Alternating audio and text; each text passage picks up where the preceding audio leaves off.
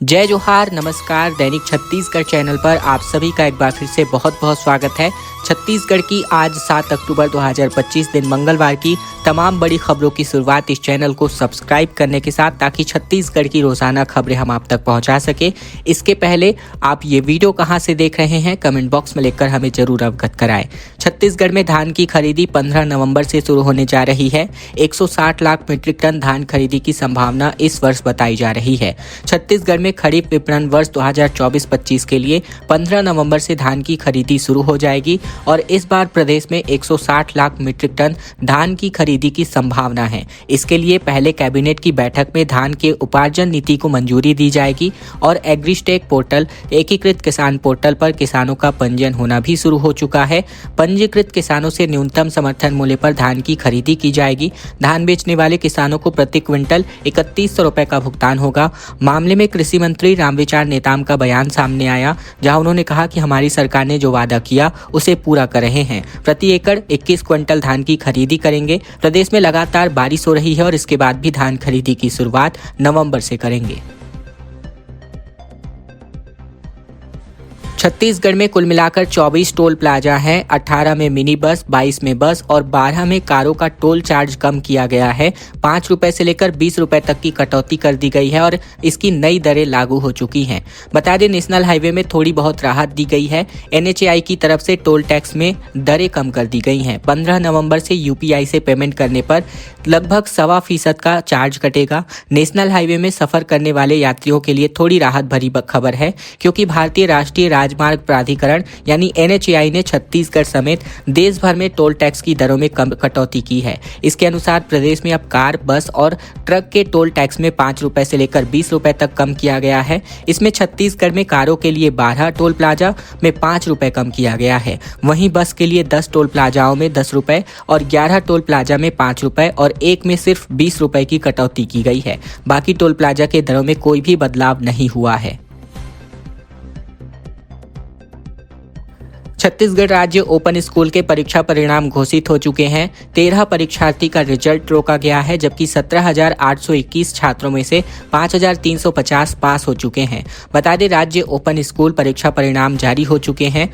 परीक्षा में कुल मिलाकर 19,249 छात्रों का पंजीकरण हुआ, जिनमें से 17,834 परीक्षार्थी परीक्षा में सम्मिलित हुए। हाई स्कूल सर्टिफिकेट की परीक्षा यानी 10वीं की परीक्षा में केवल 5350 छात्र पास हुए हैं। इस वर्ष का परीक्षाफल परसेंटेज तकरीबन 30% रहा है। परीक्षा में भाग लेने वाले छात्र अपना परीक्षा परिणाम sos.cg.nic.in और results.cg.nic.in पर जाकर चेक कर सकते हैं।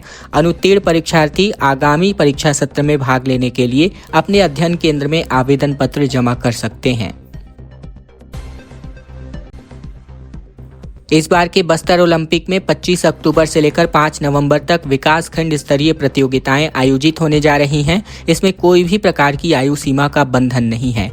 बस्तर संभाग के युवाओं को मुख्यधारा से जोड़ने, उनकी रचनात्मक और खेल प्रतिभा को निखारने और बस्तर की क्षेत्र की जनता को शासन के प्रत्यक्ष संबंध स्थापित करने के लिए पिछले वर्ष की भांति इस साल भी बस्तर ओलंपिक का आयोजन किया जा रहा है। बस्तर संभाग के सभी जिलों में विकास खंड स्तर से लेकर संभाग स्तर तक इसका आयोजन किया जाएगा। बस्तर ओलंपिक में एथलेटिक्स 100 मीटर, 200 मीटर, 400 मीटर, लंबी कूद, ऊंची कूद, शॉटपुट, डिस्कस थ्रो, इसके अलावा जेवलिन थ्रो, 4 गुणा 100 मीटर, रिले रेस, तीरंदाजी, football, kabaddi, kho kho, badminton, karate, volleyball और महिला सीनियर वर्ग के लिए रस्साकसी समेत जिला स्तर पर हॉकी और वेट लिफ्टिंग की प्रतिस्पर्धाएं भी आयोजित की जानी हैं। इस बार छत्तीसगढ़ में 15 दिन जल्दी आया था मानसून और 10 दिन की लेट लतीफी से जा रहा है। बिलासपुर में तेज बारिश के साथ 26 जिलों में बिजली गिरने, आंधी चलने को लेकर अलर्ट जारी किया गया है। छत्तीसगढ़ में इस बार मानसून 15 दिन पहले पहुंच चुका था और अब 10 दिन की देरी से जाने की संभावना है। 10 अक्टूबर तक प्रदेश से मानसून की वापसी हो सकती है। बिलासपुर में दोपहर को तेज बारिश हुई, जबकि मौसम विज्ञान विभाग ने 26 जिलों में गरज चमक के साथ आंधी और बिजली गिरने को लेकर येलो अलर्ट जारी किया है। रविवार रविवार को जो है रात भर हल्की बूंदाबांदी होती रही, जबकि सोमवार को सुबह कई इलाकों में तेज बारिश भी दर्ज की गई। हालांकि कांकेर, नारायणपुर, कोंडागांव, बस्तर, दंतेवाड़ा, बीजापुर और सुकमा जिलों में मौसम सामान्य रहने की संभावना है। इस बीच बिलासपुर के चचई डैम में पिकनिक मनाने गए आकाश पटेल नामक एक युवक के डूबने की घटना सामने आई। युवक का 12 घंटे बाद भी अब तक कोई भी सुराग नहीं पता चल पाया है। पिछले 24 घंटे के दौरान राज्य के कई हिस्सों में बारिश दर्ज की गई, जिनमें सुकमा में सर्वाधिक लगभग 50 मिलीमीटर की वर्षा रिकॉर्ड की गई है। छत्तीसगढ़ में एक बड़ी एडवाइजरी जारी कर दी गई है। बच्चों को खांसी की कफ सिरप देना अब बैन कर दिया गया है। 2 साल से कम उम्र के बच्चों को अब दवा नहीं देने की एडवाइजरी जारी की गई है। मध्य प्रदेश में हुई 16 मौतों के बाद मध्य प्रदेश में कोल्ड ड्रिंक कफ सिरप पीने की वजह से 16 बच्चों की मौत हो चुकी है। इस घटना के बाद अब छत्तीसगढ़ सरकार भी हाई अलर्ट मोड पर है। प्रदेश में 2 साल से कम उम्र के बच्चों को खांसी की कफ सिरप देना पूरी तरीके से बैन कर दिया गया है। दरअसल केंद्र सरकार ने सभी राज्यों को एक एडवाइजरी जारी कर दी है। स्वास्थ्य मंत्रालय ने कहा है कि 2 साल से कम आयु के बच्चों को किसी भी प्रकार की खांसी की सिरप या सर्दी जुकाम की दवाएं नहीं दी जानी चाहिए। ये दवाएं 5 साल से कम उम्र के बच्चों के लिए भी और आमतौर पर सलाह नहीं दी जाती हैं। मेडिकल स्टोर संचालक बिना किसी डॉक्टर के पर्चे के दवाई नहीं देंगे। एडवाइजरी जारी होते ही छत्तीसगढ़ स्वास्थ्य विभाग ने सभी जिलों के स्वास्थ्य अधिकारियों यानी CMHO और सिविल सर्जनों को जरूरी निर्देश जारी कर दिए हैं। छत्तीसगढ़ के राज्योत्सव के समापन समारोह में शामिल होंगे उपराष्ट्रपति। CM साय ने दिया है न्योता। मुख्यमंत्री विष्णुदेव साय ने नई दिल्ली के भारत के उपराष्ट्रपति CP राधाकृष्णन से इन्होंने सौजन्य भेंट की। इस अवसर पर मुख्यमंत्री साय ने उपराष्ट्रपति राधाकृष्णन को छत्तीसगढ़ राज्य के गठन के रजत जयंती वर्ष के ऐतिहासिक अवसर पर 5 नवंबर को नया रायपुर में आयोजित राज्योत्सव के समापन समारोह में सम्मिलित होने का आमंत्रण दिया। उपराष्ट्रपति CP राधाकृष्णन ने स्नेहपूर्वक छत्तीसगढ़ आगमन की सहमति प्रदान करी। मुख्यमंत्री विष्णुदेव साय ने कहा कि ये छत्तीसगढ़ के लिए गौरव, सम्मान और अपार हर्ष का विषय है। देश के उपराष्ट्रपति अपनी गरिमामय उपस्थिति से राज्योत्सव के समापन समारोह को अविस्मरणीय बनाएंगे। इस अवसर पर केंद्रीय आवासन एवं शहरी कार्य राज्य मंत्री तोखन साहू और मुख्यमंत्री के प्रमुख सचिव सुबोध कुमार सिंह भी उपस्थित नजर आए। गरियाबंद में अवैध कॉम्प्लेक्स की 22 दुकानें ढहाई गईं। नेशनल हाईवे के किनारे बनी हुई दुकानों पर प्रशासन का बुलडोजर चला। गरियाबंद में जिला प्रशासन ने अवैध निर्माण के खिलाफ एक बड़ी कार्यवाही को अंजाम दिया। कब्रिस्तान से लगी नेशनल हाईवे के किनारे बनाई गई एक व्यावसायिक कॉम्प्लेक्स की 22 दुकानों को तोड़ा गया। किसी भी अप्रिय घटना से निपटने के लिए आधी रात से ही पूरे शहर को छावनी में तब्दील कर दिया गया था। नगर पालिका से बिना भवन अनुज्ञा लिए इन दुकानों का निर्माण किया गया था। नगर पालिका के प्रतिवेदन के बाद सुनवाई के दौरान गरियाबंद SDM ने इसे अवैध निर्माण घोषित किया था। कार्यवाही के लिए सुबह 5 बजे पुलिस प्रशासन की टीम 6 फोकलेन मशीनों के साथ मौके पर पहुंची थी। खबरों में आगे बढ़े इसके पहले अगर आपने ये चैनल अभी तक सब्सक्राइब नहीं किया है, सब्सक्राइब जरूर कर लीजिए छत्तीसगढ़ की रोजाना खबरों को जानने के लिए। इसके अलावा ये वीडियो आप लाइक और शेयर कर दीजिए अपने दोस्तों और रिश्तेदारों तक, ताकि उन तक भी यह महत्वपूर्ण खबरें पहुंचाई जा सके। साथ ही साथ ये वीडियो आप कहां से देख रहे हैं, कमेंट बॉक्स में लिखकर आप अपनी जगह का नाम और हालचाल जरूर बताइएगा। बिजली बिल के बढ़ोतरी के विरोध में युवा कांग्रेस का प्रदर्शन देखने को मिला, जहां बालोद में नुक्कड़ सभा और हस्ताक्षर अभियान चलाकर विरोध जताया गया। छत्तीसगढ़ में बिजली के बढ़े हुए दामों और बिजली बिल हाफ योजना बंद किए जाने के विरोध में युवा कांग्रेस के कार्यकर्ताओं ने रविवार को बालोद में सड़कों पर उतरकर जमकर प्रदर्शन किया। बुधवारी बाजार और नयापारा में सैकड़ों युवाओं ने हस्ताक्षर अभियान चलाकर सरकार के इस भारी कदम का विरोध जताया। चौक चौराहों पर नुक्कड़ सभाएं आयोजित करी गई, जिसमें बिजली की दरों में वृद्धि और योजना बंद होने से जनता पर पड़ते आर्थिक बोझ को लेकर सरकार की नीतियों की आलोचना की गई। प्रदेश स्तरीय विरोध प्रदर्शन जारी है। सुमित शर्मा ने इस बात की जानकारी दी। साथ ही सुमित ने कहा कि बिजली जैसी बुनियादी आवश्यकता पर जनता को राहत मिलनी चाहिए, न कि बोझ। उन्होंने आरोप लगाया कि सरकार की नीतियों के कारण गरीब किसान, मजदूर और मध्यम वर्गीय परिवार बेहद परेशान हैं। बैटरी कार चलाने वाले खिलाफ ये कूलियों का प्रदर्शन जारी है। रायपुर रेलवे स्टेशन पर कूलियों का जमकर प्रदर्शन देखने को मिला। रायपुर रेलवे स्टेशन में कूली अपने परिवार के सदस्यों के प्रदर्शन पर बैठ गए। बता दें कारण ये है, रेलवे ने इस फेस्टिव सीजन पर 4 नए बैटरी कार चलाने जा रही है, जिसमें से 2 जैसे बड़े स्टेशन पर पहुंचे और प्रदर्शन शुरू हो गया। हालांकि बैटरी वाहन चलाने का विरोध टुकड़ों में पिछले 20 दिनों से चलता आ रहा है। रेलवे प्राइवेट कंपनी से एग्रीमेंट के अंतर्गत ये बैटरी कार चलाने जा रहा है, जिसका प्रति पैसेंजर किराया 50 रुपए और लगेज के साथ भाड़ा 30 रुपए होगा। यानी 70 रुपए में पैसेंजर स्टेशन से एक जगह से दूसरी जगह पर आ जा सकते हैं। कूली इसका 100 रुपए से लेते हैं। बता दें कि कूलियों का कहना है कि लिफ्ट, एस्केलेटर जैसी सर्विस शुरू होने के बाद उनके पास सिर्फ 20% काम ही बचा है। 105 कूली स्टेशन में हैं, जो दिन का 200 से 300 बमुश्किल कमा पाते हैं, लेकिन ये बहुत है क्योंकि रोटी मिल पाती है। 2 गाड़ियां स्टेशन में ऑलरेडी चल रही हैं, जो कि एक सामाजिक संस्था निःशुल्क तौर पर चला रही है। छत्तीसगढ़ की नदियों के नाम पर होंगे नौसेना के पोत। प्रदेश में सेना भर्ती रैली का प्रस्ताव और मुख्यमंत्री साय से मुलाकात के दौरान रक्षा मंत्री राजनाथ सिंह ने इस पर सहमति जताई है। छत्तीसगढ़ के मुख्यमंत्री विष्णुदेव साय ने रायपुर में नया दिल्ली में केंद्रीय रक्षा मंत्री राजनाथ सिंह से उनके निवास पर सौजन्य मुलाकात करी। बैठक में बिलासपुर एयरपोर्ट के विस्तार, रक्षा क्षेत्र के विकास, पूरे प्रदेश में सेना भर्ती रैलियों के आयोजन और नौसैनिक पोतों के नामकरण जैसे कई महत्वपूर्ण विषयों पर चर्चा हुई। और इस अवसर पर केंद्रीय आवासन एवं शहरी कार्य राज्य मंत्री तोखन साहू, मुख्यमंत्री के प्रमुख सचिव सुबोध कुमार सिंह भी उपस्थित नजर आए। मुख्यमंत्री विष्णुदेव साय ने बैठक के दौरान रक्षा मंत्री राजनाथ सिंह को अवगत कराया कि बिलासपुर में रक्षा मंत्रालय की भूमि है। इस भूमि को उन्होंने बिलासपुर एयरपोर्ट के विस्तार के लिए उपलब्ध कराने का अनुरोध किया। इसी के साथ ही मुख्यमंत्री ने यहां रक्षा क्षेत्र के संबंधित विकासात्मक कार्य भी आरंभ करने का आग्रह किया। राहुल गांधी को मारने की धमकी मिली, जिस पर रायपुर पुलिस ने एफआईआर नहीं लिखी। थाने के अंदर 5 घंटे तक कांग्रेसियों का हंगामा जारी रहा।